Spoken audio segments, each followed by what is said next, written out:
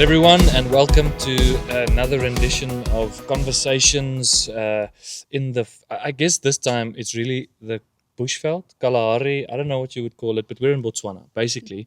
I'm sitting here with two of my friends, it's Hendrik and Patience, and both of them are missionary, church planter, discipleship, evangelism ninjas in the country of Botswana. We're having some conversations about Christianity and Christianity as a whole. Should we be reaching out to people in Botswana? Should we be reaching out to people in Africa?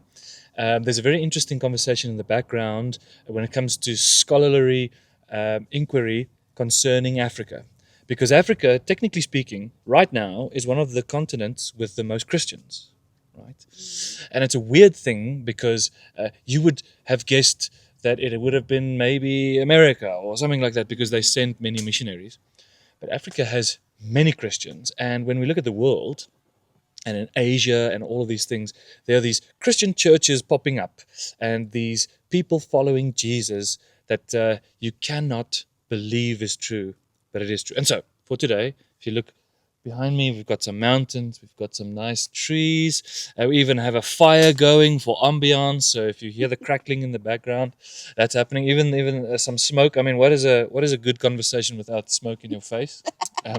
So that's happening. Some smoked conversations. Tell me first, just as an introduction, both of you, what is it that you do? Yes, here in Botswana, it might be the same thing, but maybe give me a rendition from both of your sides. Hendrik, maybe you jump in. All right. Hi everyone. I think for me, for the most part, really, I'm doing driving, and I'm doing a lot of work with the next gen, younger kids. You start from the age 3 and go up to 15. That's most of my work, where we're dealing with just training and teaching and mentoring and a whole lot of guiding. So through the programs that we do here, because the ministry is youth focused, it deals heavily with the young demographic of young believers, just leading them to Christ and then making sure that we are able to be effective and relevant, and it's also exciting at all times. That is exciting because I think the youth, especially in Africa, what an amazing opportunity it is. Knowing that Africans in general, the mean age is quite low, right? If I have that right. Yeah. And so that means that if you guys are reaching these people, and they're the next generation, reaching the next generation, that's amazing. Patience, from your side, what are you up to? So I am predominantly in the older kids space or older youth, so 15 years and above, including adults and the elderly. So I'm more focused on those that are already out in the streets, those that are already trying to self-actualize, those that are already questioning a lot of things and have experienced many different things. So most of the work that I do is focused on those ones. And the church, the broader church community, and actually the community of Lobatse at large. So what I do is I do a lot of community stakeholder meetings. I am part of the preaching team. I am part of the worship team. I'm also part of the discipleship team, in terms of how do we make sure that everybody is accounted for, that we are raising whole disciples that are able to actually make disciples. But I think one of the most important things that we are intentionally doing is that we are making disciples and we are raising leaders who are not leaders of tomorrow. They're leaders of today. That's good. So most of the work that I do is mainly shepherding and making disciples and raising leaders. That is great. Tell me, in one sentence, if you are helping people in the town of Lupatsi, Botswana, to follow Jesus or to learn about Jesus, what is it that you do? If I followed you for a day, what is it that you do with people so that they get to know Jesus? I love them. What does that mean? Maybe it's something that was developed when I got here. And I'm going to sound very spiritual, but it is what it is. Jesus looked at the masses and he had compassion for them because they were harassed. They were like sheep without a shepherd. And I think once we moved to Botswana, the one thing that Jesus has helped me with is I have deep compassion and a deep love for people. I literally come into every space and I want to love on people. So what do I do on a daily basis? I love the Lord and I love his people. And I do what he's asking me to do in the moment for whatever particular group of people or person that I see. It's not about the strategy, it's about the following for me. Do you think that is something that only works in your context, or is it something that previous church planters have used before? Do you think it's an accurate way of doing mission work? Of reaching out? Yeah. One, I think it's an accurate way of reaching out. I think that it safeguards us from burnout, because if we are doing because we're trying to grow a church or have numbers or count the fruit in the numbers, it would become cumbersome on your soul as a person that is doing the work, and that's how we reach burnout. But if it's a Lord, help me to love and be compassionate, it's about what I can do that is of significance with every single interaction, and I'm not in control of how that outcome looks like. So I think it's an effective way of doing ministry. It helps my soul, but it also helps me to lean on Jesus more than anything. Has it been done before? I think it has been done before, and I think there are times there that we might have used it wrong in the past. I'll talk about Botswana, for example. If you are in Botswana and you invite anybody and say, I'm going to give you food, they're going to come. That's compassion, right? Because you can see that in this neighborhood, there's a lot of need, there's a lot of lack. People are helpless, they are hopeless. And you're so compassionate that you feel like, okay, maybe if we make a soup kitchen, that's what gets them in. But now you're doing soup kitchens, and years later, there are no disciples. There's no transformation, but you're sharing the gospel. And the people are coming. So you have the numbers, but you don't have the effectiveness for what you're there to do. Sure. So it has been used before, and I say that it hasn't been as effective as it could have been, because I think we might have leaned a little bit too much towards the compassionate side and the solving of the felt needs side of things. But it has been done before, and I think there are some that have gotten it right, and I think that we're still navigating how to get to a place where it'll be effective even for us as we are on mission. Okay. What is God doing inside of me as I'm doing all of these things? I'm loving them because I'm giving them the gospel. I'm compassionate because I'm meeting some felt needs as the Lord provides through me. It's that tension there that is, I think, the most important. That's good. I want to maybe, Hendrik, ask you a controversial question. Do you think that Jesus wants to use Africans in his kingdom? I mean, even I think there are many countries and many people out there that would argue and say that the fruit of Africa wasn't a lot. So why waste your time? Why come waste your time? Why must missionaries come here? Why must you guys plant a church? Why must you? Is it even effective? And does Jesus even want these people to play a part in his kingdom? Oh, thank you. I think for the longest time, I think, yes, first and foremost, I think Jesus wants to use Africa. But I think the perspective needs to shift. For a very longest time, Africa has been viewed as a mission field, not a mission force.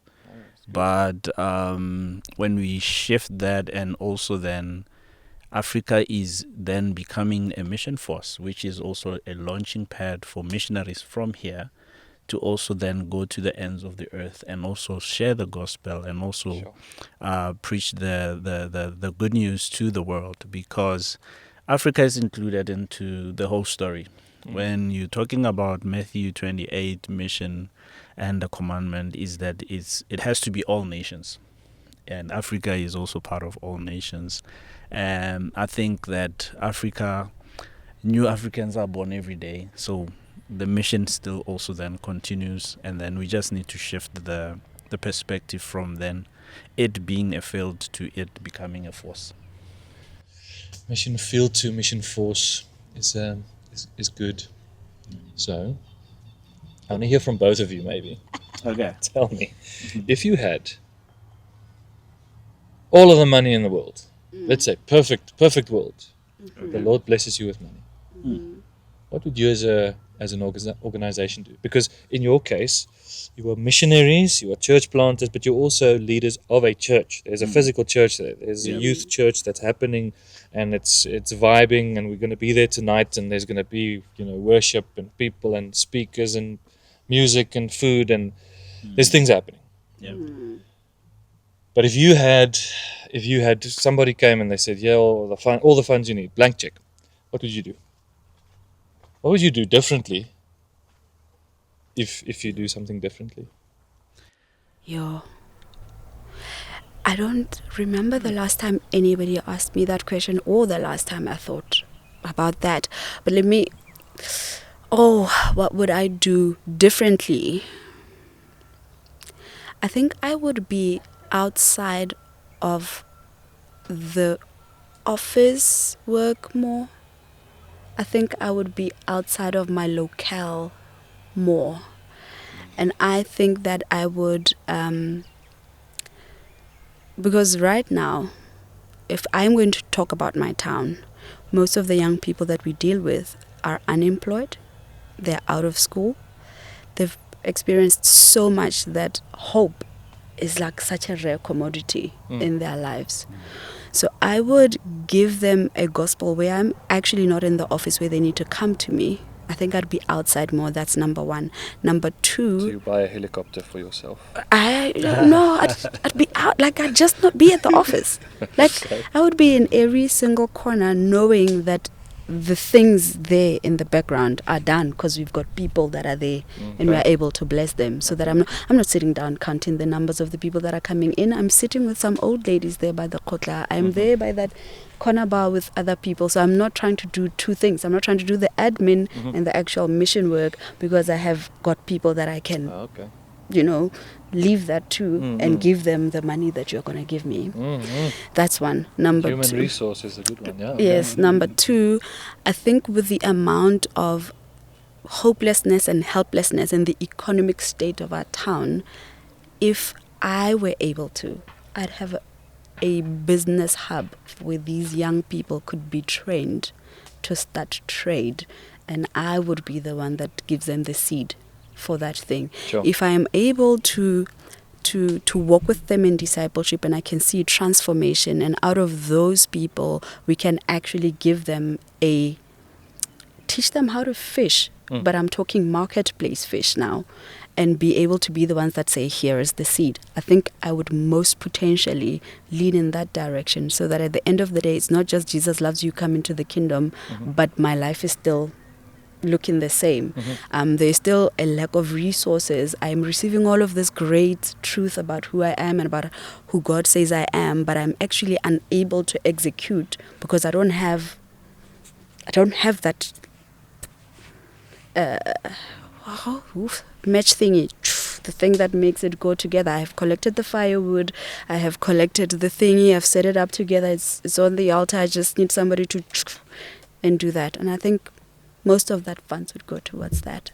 Okay, good. I think also mine similarly, it would be aligned to hers. I think for me it would be two things: to scale up the work that we're already doing.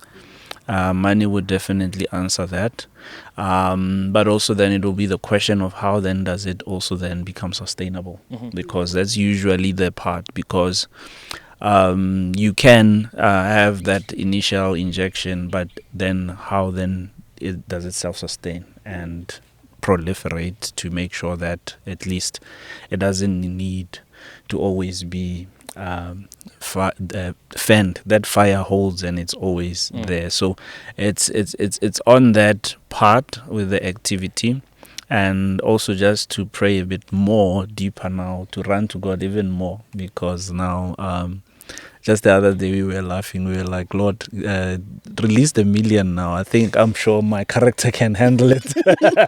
So it will definitely be also Million a, character now. a time to also then even dig deeper to say, Lord, keep me centered, keep me grounded, and continue to help me here to just keep focusing on what matters with it. So I think that's for me what I would definitely do is just plow it back into scaling up, and then making sure that as we do that, there's some instruments to self-sustain and also be able to keep the work running.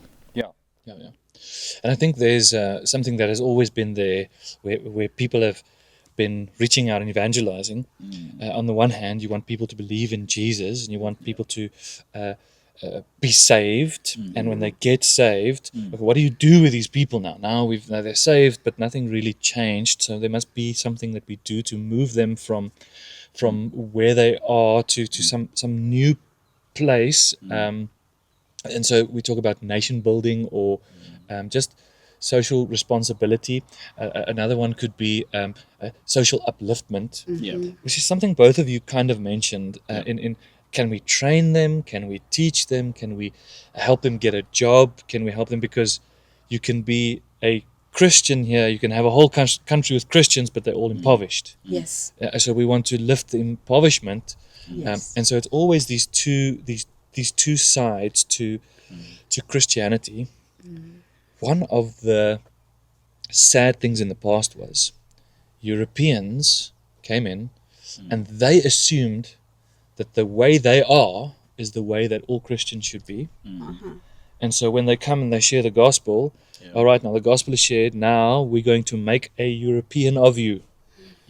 And when we've made a European of you, then you are now truly a Christian. Then you are now truly good, and Jesus can use you.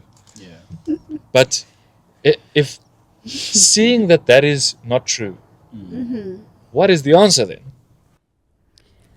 The answer is who you are, who God says you are. You are born in the right circumstance, right family, right country, and right continent. Inside of you is the solutions for the family, the community, the country, and the continent that you are born in. And I think I don't know, but I believe that we would all agree, the people that can change their own place are the people of that place. It does not mean we don't need help, but the solutions of the people's problems is better if they come from them, because it's relatable. It's nurture versus nature. I understand the terrain very, very well. I understand the nuance, the language, I understand the mindset. But most of the time, when I agree with you that when we received Christianity, most of the time we receive Christianity and westernization. So we associate Jesus' message with being westernized. And so some of the important things that come with being born African, we leave alongside the way, and then we are unable to really be problem solvers in our own communities because we believe there's something better. So westernization is where we're trying to go, like where the individualistic culture, you can't just walk into my house at any time and ask for anything and whatnot. But the thing that makes us African is our culture is very communal. It's very, I look out for the next. The Western culture is not a bad thing. It's just the culture is I look out for here. We greet one another. I greet you. You are able to come to my house and say, I'm looking for salt. But when we become westernized, because now we're born again, we move away from what our oneness type of way of doing community, and that presents a problem because now we leave behind the other ones, right? And now they can't look at us and trust us because this Christianity of yours has made you feel like you're better than us. So that's presenting a problem. What I'm trying to say is this: Yes, previously Christianity has been introduced with the Western mindset, and that has presented a challenge for the gospel to land well. Even when we're coming back now, for myself, I was born here. I lived in South Africa for 16 years. I've come back. I've had to deal with the culture shock and the culture change that this is not Joburg, this is Lobatse, this is Botswana, and the prevailing culture here is you greet everybody, you're honorable with everybody, and it makes the gospel easier.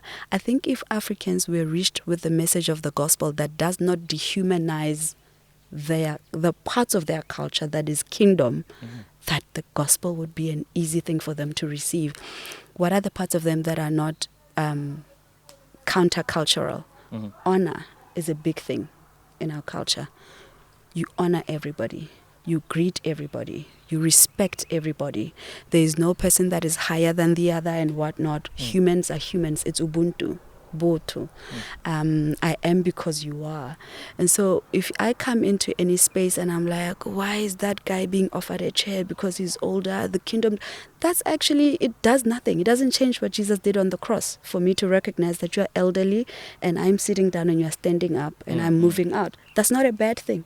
There's no way in the Bible where it is said that's sinful. But when we start moving so far away from understanding the nature of the people and appreciating parts of their culture that look like the kingdom culture, we present a problem for the gospel to land.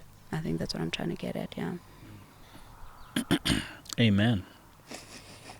Preach.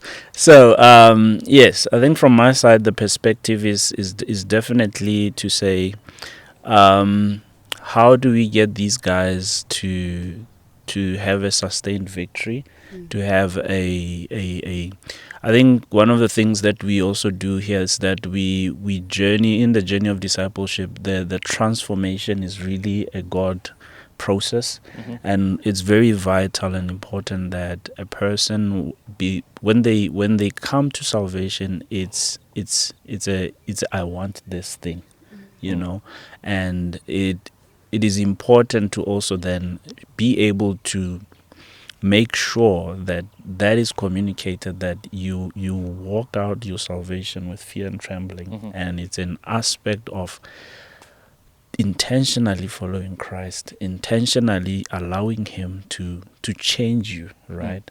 And to make sure that you are able to then transfer that also to the next generation. I would say as Africans, historically, we are oral people, storytelling. We come together, we sit around. So it's the mode of preference when it comes to presenting issues, conversations around the fire where you sit, and then there's wisdom there. Even the councils, whenever, like in our communities and everything, there's just like those round tables that are always then to hear thoughts, to hear wisdom that is being shared. So it's something that has always been there. So when you look at also then the aspect of bringing the gospel in a written format, sometimes it can create a barrier, because then it's a literature space, and the experience of an African is that naturally we are very spiritual. Naturally they are very spiritually open. All right, and in that space the experience looks like this. I have encountered this, or I know this. It's just that I didn't have the right word for it. And what we then deal with a lot of time is to say, look, the identity is that you were created, you are enough. And when you are presenting and expressing the gospel from your fullest identity and not the identity that you sort of had adopted as the gospel came, it's enough for you to still be able to share the gospel, being who you are and the best way you need to be. So it's on those aspects that I would say that identity plays a huge role in getting somebody to ensure that they sustain the cause. Identity is very important, and it's God who will then reveal. It takes a revelation to say, hey, I am a hammer, and hey, I am a knife. Hey, I am effective when I'm this, and that is I think where the conversation is. Yeah, that's good. There's so much there that we can actually double click on, but we just don't have the time now. I like that you were talking about the oral side of just the culture. In a way, what we're doing right now is kind of like I guess it leans into some of that, but it has both. So it's got the conversational side, but it's also got the longevity side. People can listen to this 20 years from now and still take part in something sacred. Yes. Where previously, if you weren't there, then you missed out. Yes. And so it's interesting in Africa. The three biggest things that helped with the gospel was the one is translating the Bible. So translation was very big, and the reason for that was that the missionaries initially had to learn the language. Okay, so they had to sit with people, they had to learn the idioms and the ways of talking and the things that that will make sense, and so that took time and lots of relational, I guess, just getting to know people. But also what it does, this translation, is it brings a longevity to something that could otherwise be lost. Yes. And so for I think for many Africans, having their language in a preserved form actually was a good thing, and it was the Christians essentially that made that happen. Yes. The other one that was very surprising to me was teaching and giving the gospel, but using indigenous names for God. So not bringing a new name, not saying Yahweh or whatever. You ask them, or the people, the town. You ask, who is the greatest God? Who is the one? Who's the creator? Who's the primary God? Who's the who's the yes. Ramasedi. Yeah. And the moment that you understood who that was, and you connect the gospel to that God had a son, and he loved you so much. He has a personal relationship with you. He wants to know you. And the moment that happened, what it did is, instead of coming to an indigenous group of people and trying to impose something from the outside, it was opening up what was already there. It was something that you touched on, was that God is already within your culture. He's already there. He made your culture. He made who you are and your culture and your people. And so that was the second one. And the third one was training. Training, where we will say schooling and all of that. I know down the road there is a Catholic church, and they've got a massive spot there with a church and a chapel and a school and all of these things. And they had financing and money. They had all of that. My final question would be, what is it that we can learn from people that came previously? Whether that be the Catholics, Dominicans, Jesuits, these guys, whether it be people from other countries. What can we learn from people that came previously? Because not everything they did was wrong. And what can we take from them? That's a good one. I think one of the things that I take from it is that there's always two tensions. The new and young wants to be respected, and the old and classic wants to be remembered. The old and classic. What So- a cool way to So that's the easiest way I could find. I saw the mind churning. I think for me it's one thing that is for certain is that we build on the shoulders of those that have come before us, and it is very important to not always feel that we have to reinvent the wheel.